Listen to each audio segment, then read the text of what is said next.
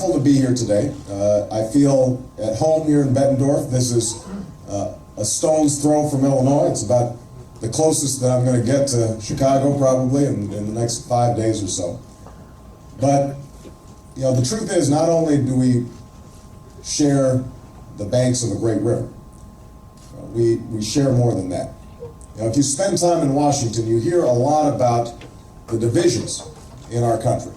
That's what our politics is built around, the divisions and the differences in America. But how we're becoming, people will talk about how we're becoming more separated by geography and ideology, by race and religion, by wealth and opportunity.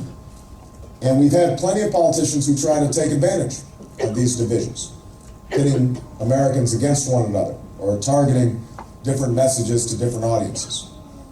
But as I've traveled around Iowa and the rest of the country over these last 9 months, what I've been struck by is not our differences. What I've been impressed by are the values and the hopes that we share. In big cities and small towns, among men and women, young, old, black, white, and brown, Americans share a faith in simple dreams. A job with wages that can support a family.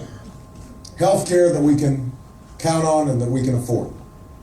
A retirement that is dignified and secure. Education and opportunity for all of our children.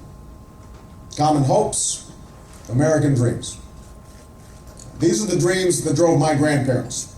You know, after my grandfather served in World War II, the GI Bill gave him a chance to go to college, and the government gave them a chance to buy a home.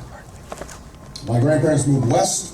They worked hard at different jobs. They were able to provide my mother with a decent education and to help raise me, and then they were able to save enough to retire.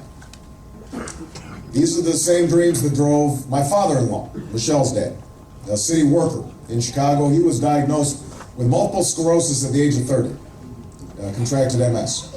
But every day, even when he had to leave an hour earlier in the morning because it took him a while to get dressed and had to rely on a walker to get him there, he went to work every single day while his wife stayed home with the kids.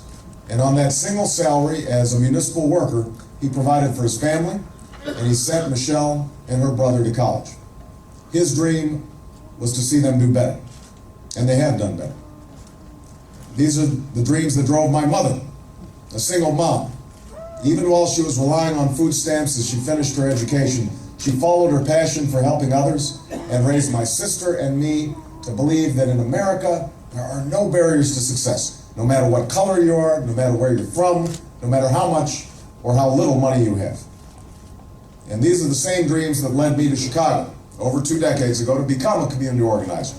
Now, the salary, $12,000 a year, wasn't what my friends were going to be making in the corporate world or at law firms. And when I got to Chicago, I didn't know a single person. But I knew there were folks who needed help.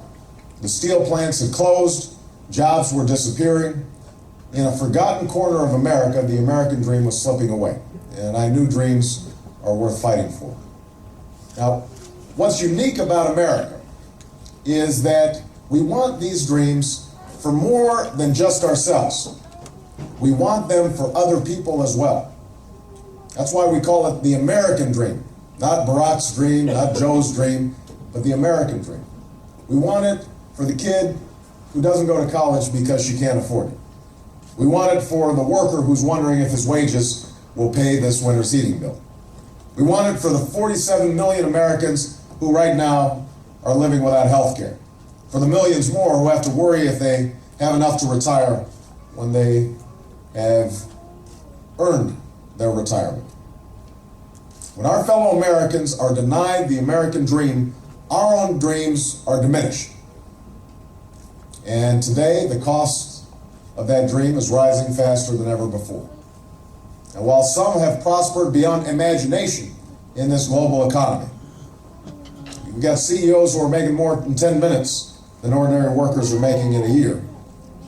Middle-class Americans, as well as those who are working hard to become middle class, are seeing the American dream slip further and further away. You know it in your own lives. Americans are working harder for less and paying more for health care and for college. For most people, one income isn't enough to raise a family and send your kids to college the way it was enough for Michelle's parents. It's harder to save. It's harder to retire. You're doing your part. You're meeting your responsibilities, but it always seems like you're treading water or falling behind.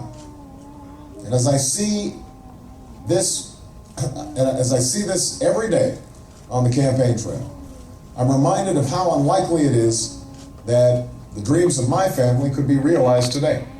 It's gotten harder. It's gotten tougher, particularly for younger families.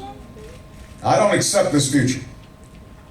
I believe we need to reclaim the American dream. And that starts with reclaiming the White House from George Bush